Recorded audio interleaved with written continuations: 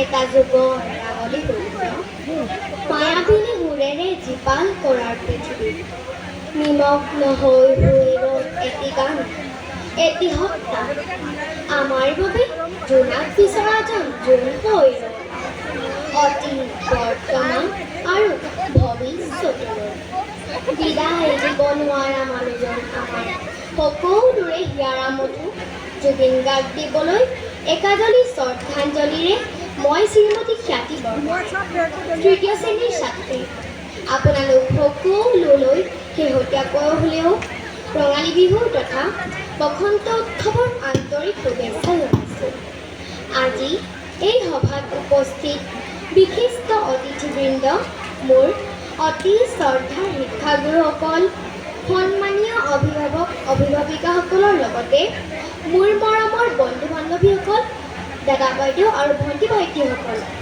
আজি এনে এখন গাম্ভীৰ্যপূৰ্ণ সভাত মোৰ বিহুৰ ওপৰত দুআষাৰ ক'ব পৰা যোগ্যতা আছে বুলি ভবা নাই তথাপিও আপোনালোকৰ আগত মোৰ একান্ত ব্যক্তিগত অনুভৱহে মাথো প্ৰকাশ কৰিব বিচাৰিছোঁ আৰু অজানিতে ৰৈ যোৱা ভুলৰ বাবে আগতীয়াকৈ ক্ষমা বিচাৰিছোঁ আমি সকলোৱে জানো বিহু হৈছে অসমৰ জাতীয় উৎসৱ অসমীয়াৰ স্বাভিমান প্ৰকৃতিৰ অনবদ্য অৱদানেৰে চহকী অসমৰ আয়ু ৰেখাদানে হৈছে বিহু বিহু কৃষিভিত্তিক উৎসৱ কৃষি কৰ্ম কৰিবলৈ যোৱাৰ আগত আৰু কৃষি চপোৱাৰ পাছত এই উৎসৱসমূহ যুগ যুগ ধৰি পালন কৰি আহিছে অসমত বাস কৰা সকলো জাতি ধৰ্ম বৰ্ণ নিৰ্বিশেষে উদযাপন কৰিব পৰাৰ বাবে বিহু লোক সংস্কৃতিৰ দাপোন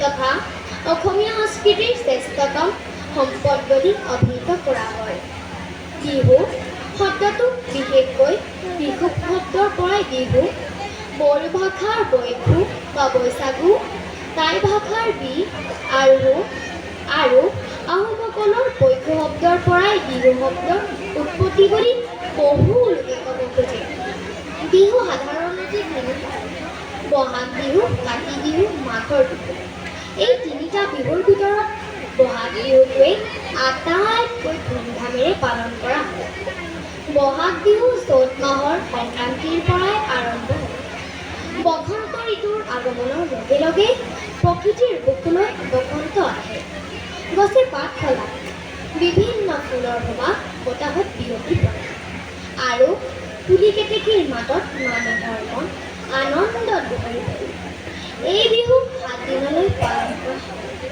এই 7 দিনক 7 বিহু বুলিও কয় গৰু বিহু মানুহ বিহু গোসাঁই বিহু তাঁতৰ বিহু নাঙলৰ বিহু কুটুম বিহু বা চেনেহী বিহু চেৰা বিহু বা এৰা বিহু এই 7 বিহুৰ লগত জড়িত ৰীতি নীতিসমূহ পৰিৱেশ পৰিস্থিতি সময় আৰু অঞ্চলভেদে বেলেগ বেলেগ হোৱাও দেখা গৈছে বিহুৰ উৎপত্তি কেতিয়াৰ পৰা আৰু কেনেকৈ অসমত বিহু প্ৰচলন হ'ল তাক ভালদৰে ক'ব পৰা নাযায় তথাপিও বিহু প্ৰথম মুকলি পথাৰত গছৰ তলত আছিল তাৰ পাছত স্বৰ্গদেউ ৰুদ্ৰসিংহৰ দিনত লখিমপুৰৰ তাৰ পাছত প্ৰজাৰ ঘৰে ঘৰে চোতালে চোতালে তাৰ পাছত ইংৰাজসকল অহাৰ লগে লগে প্ৰযুক্তিবিদ্যাৰ ফলত বিহু ৰেডিঅ'ত পালে মৃত্যুদেৱ মহন্তদেৱে গ্ৰামোফোন ৰেকৰ্ড কৰিলে কেছেটত বাজিল সময়ৰ লগে লগে 1931 চনত গোলাঘাটত প্ৰথমখন মঞ্চ বিহু পতা বুলি বহু লোকে ক'ব খোজে যদিও 1952 চনত ৰাধা গোবিন্দ বৰুৱাদেৱৰ প্ৰচেষ্টাত গুৱাহাটীৰ লতাশিল খেলপথাৰত প্ৰথমখন মঞ্চ বিহু পাতিছিল আৰু সেই তেতিয়াৰ পৰাই বৰ্তমানলৈকে এনেদৰেই চলি উৎপত্তি য'ৰে পৰাই নহওক কিয় অসমীয়া জাতীয় জীৱনৰ লগত জড়িত সকলো আশা আকাংক্ষা আবেগ অনুভূতি বিহুৰ লগত ওতঃপ্ৰোতভাৱে জড়িত আজি আমাৰ বিদ্যালয়ত বসন্ত আমাৰ বিদ্যালয়ত অনুষ্ঠিত হোৱা প্ৰতিটো অনুষ্ঠানৰ যোগেদিয়ে আমাক ছাত্ৰ ছাত্ৰীসকলক শিক্ষাগুৰুসকলে বহুতো নতুন নতুন কথা শিকাবলৈ চেষ্টা কৰে আজিও তাৰ ব্যতিক্ৰম কাৰণ আজি আমি গেটৰ মুখৰ পৰাই এই মঞ্চখনলৈকে যিখিনি বস্তু দেখি আহিছোঁ, বিহু তথা আমাৰ হেৰাই যাব ধৰা অসমীয়া জাতীয় জীৱনৰ লগত জড়িত সামগ্ৰী, আমি আজিৰ দিনটোতো বহুতো কথা শিকিব পাৰিছোঁ। সেইবাবে আজি মই সঁচাকৈ গৌৰৱেৰে সৈতে ক'ব বিচাৰিছোঁ যে মই মানস প্ৰাইড বিদ্যালয়ৰ এগৰাকী ছাত্ৰী। আমাৰ বিদ্যালয়ৰ যিটো নামৰ অৰ্থ, ই কেৱল আমাৰ মাতৃগৌৰৱে নহয়, ই আমাৰ ধেমাজিৰ গৌৰৱ, ই আমাৰ অসমীয়া আইৰ, ই আমাৰ ভাৰত মাতৃৰ গৌৰৱ বুলি আজি আমাৰ অনুভৱ হৈছে। এতিয়া কথাটো হ'ল, আজি আমি সকলো ছাত্ৰ ছাত্ৰী, শিক্ষাগুৰু, অভিভাৱক সকলোৱে ৰীতি অনুসৰি সাজপাৰ সা সঁজুলিসমূহ, জাতীয় সাজপাৰ সা সঁজুলিসমূহ আমি পৰিধান কৰিছোঁ। এইবোৰ আমাৰ গৌৰৱ। এই গৌৰৱ আজি আমি সকলোৱে পুনৰবাৰৰ বাবে সোঁৱৰণ কৰিছোঁ। আৰু আমি যেতিয়ালৈকে আমাৰ এই চহকী কৃষ্টি সংস্কৃতিক লৈ গৌৰৱ কৰিম, তেতিয়ালৈকে আমাৰ অসমীয়া জাতিটোৱে ভৱিষ্যতে এটা মহান জাতি হিচাপে বিশ্বত জিলিকি থাকিব। আৰু বিহুৰ লগত জড়িত প্ৰতিটো ৰীতি নীতি, সাজপাৰ সা সঁজুলি যেনে ঢোল, পেঁপা, গগনা, কপৌফুল, পিঠা, লাড়ু আদি আমি নিজ হাতেৰে তৈয়াৰ কৰি বিশ্ব দৰবাৰত চিনাকি কৰি দিব নোৱাৰিমনে? পাৰিম, আমি কৰি দেখুৱাব লাগিব। আমি নিজৰ সংস্কৃতিক সন্মান কৰাৰ লগতে অসমত বাস কৰা সকলো জাতি জনগোষ্ঠীৰ কৃষ্টি সংস্কৃতিৰ বিষয়েও জানিবই লাগিব। নহ'লে যে আমাৰ জাতিটো কেৱল সাংস্কৃতিক ক্ষেত্ৰতে যে ক্ষতি হ'ব তেনে নহয়, আমাৰ অৰ্থনীতি, আমাৰ সমাজ নীতিৰ ৰসাতলে যাব। গতিকে লোক সংস্কৃতিৰ মৌলিকতাবোৰ লুপ্ত হ'লে এটা জাতিৰো বিলুপ্তি হোৱাৰ শংকা থাকে। আৰু এটা কথা, বৰ্তমান যে বিহুক বিতৰ্কৰ লগ নেৰা হৈছে, প্ৰতিযোগিতা, ভংগীমা, গীত, মাত, বিচাৰক আৰু শিল্পীৰ মাজতো বাৰে বাৰে বিতৰ্ক হোৱাও দেখা গৈছে। এইবোৰ আমাৰ বিহুৰ বাবে শুভ লক্ষণ নহয়। এইবোৰ বন্ধ কৰাৰ সময় বৰ্তমান আহি পৰিছে। গতিকে বিহুৰ সুৰক্ষাৰ বাবে বিহুৰ বিশেষজ্ঞসকল, গৱেষকসকল, শিল্পী সমাজৰ লগতে আমাৰ প্ৰতিগৰাকী সচেতন অসমীয়া আৰু চৰকাৰী বিষয়াসকলক লৈ বিহু নাচ, বিহু নাম, প্ৰতিযোগিতা, ভংগীমা আদিসমূহ কেনেধৰণৰ হ'ব লাগে, এই সকলোবোৰ বিচাৰ বিশ্লেষণ কৰি এটা সঠিক সিদ্ধান্তত উপনীত হৈ সকলোৰে বাবে উপযোগী হোৱাকৈ এখন লিখিতভাৱে গ্ৰন্থৰ প্ৰয়োজনীয়তা আহি পৰিছে বুলি আজি আমাৰ অনুভৱ হৈছে। কাৰণ গ্ৰন্থ সংস্কৃতিয়েহে বিহুৰ শুদ্ধ ৰূপটো জীয়াই ৰাখিব পাৰিব। কাৰণ বিহু বিতৰ্কৰ বস্তু নহয়, বিহু বিভাজনৰ বিষয় নহয়, বিহু বিভেদৰ উৎসৱ নহয়, বিহু আমাৰ একতা আৰু সম্প্ৰীতিৰ উৎসৱ। গতিকে বিহু নামত হোৱা এই বিতৰ্কবোৰ অন্ত পৰিবই লাগিব।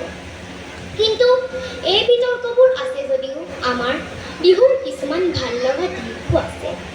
যেনে 2023 চনৰ 14 এপ্ৰিল তাৰিখে 11,304 গৰাকী বিহুৱা বিহুৱতীয়ে সৰুসজাই ষ্টেডিয়ামত গিনিজ বুক অফ ৱৰ্ল্ড ৰেকৰ্ডত অন্তৰ্ভুক্ত হৈছিল।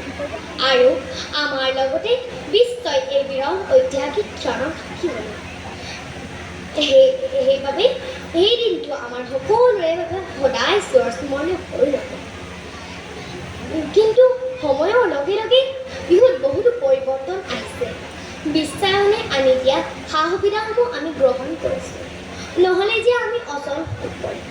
তথাপিও বাহ্যিক প্ৰত্যাহ্বানবোৰ ৰোধ কৰি আমি আমাৰ বাপতিসাহোন অসমীয়াৰ গৌৰৱ, ঐতিহ্য আৰু লোক সংস্কৃতিক অক্ষুণ্ণ ৰাখিবই লাগিব।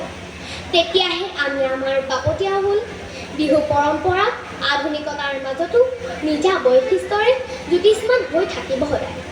অন্যথাই বিহুৰ বিকৃত ৰূপটোহে জগতত উপস্থাপন হ'ব। এইটো আমি কেতিয়াও হ'ব দিব নোৱাৰোঁ। শেষত আজিৰ এই বসন্ত উৎসৱত আমাক বিহুৰ ওপৰত দুআষাৰ ক'বলৈ সুবিধা দিয়াৰ বাবে মোৰ অতি শ্ৰদ্ধাৰ শিক্ষাগুৰুসকলক ধন্যবাদ জনাইছোঁ। আৰু যিসকল শিক্ষাগুৰুৰ প্ৰচেষ্টাত এই অনুষ্ঠানটোৱে জন্ম লাভ কৰি আজিৰ পৰ্যায়ত উপনীত হৈছেহি, সেইসকল মহান শিক্ষাগুৰুক মোৰ অন্তৰৰ পৰা শতকোটি প্ৰণাম জনাইছোঁ। সঁচা অৰ্থত আপোনালোকে আমাৰ ছাত্ৰ ছাত্ৰীসকলক ভাল পোৱাৰ জাতিটোৰ উত্তৰণৰ স্বাৰ্থত বিশেষকৈ আপোনালোকে আমাৰ ছাত্ৰ ছাত্ৰীসকলক আজিৰে বসন্ত উৎসৱৰ যোগেদিয়ে অসমীয়া কৃষ্টি সংস্কৃতিক চিনাকি কৰি দিব বিচাৰে। উঠি অহা প্ৰজন্মটোক আপোনালোকে সপোন দেখুৱাব বিচাৰে। প্ৰকৃত মানুহ হোৱা, সমাজ গঢ়া, দেশ গঢ়া, জাতিৰ গঢ়া, ইয়াত আপোনালোকৰ কোনো স্বাৰ্থ নাই, মাত্ৰ অকণমান আত্মসন্তুষ্টিৰ বাহিৰে। সেইবাবে বন্ধু বান্ধৱীসকল আহকচোন, আজিৰ পৰা আমিও এই যাত্ৰাৰ সহযোগী হওঁ। নেদেখাজনৰ ওচৰত প্ৰাৰ্থনা কৰিছোঁ, আপোনালোকৰ আশাবোৰ পূৰণ হওক। ভগৱন্তই আপোনালোকক আৰু শক্তি দিয়ক। এনেধৰণৰ আৰু ভাল ভাল কাম কৰাৰ আশাৰে আজিৰ কাৰ্যসূচী সফল কৰ্মসূচীৰ আশা কৰি সুধাকণ্ঠ ডক্টৰ ভূপেন হাজৰিকাদেৱৰ দুটামান কথাৰে আজি আমাৰ বক্তৃতা সামৰণি মাৰিব খুজিছোঁ। বহাগ মাথো এটি ঋতু নহয়, বহাগ এটি মাহ, অসমীয়া জাতিৰ ই আয়ু ৰেখা, গণ জীৱনৰ ইতিহাস।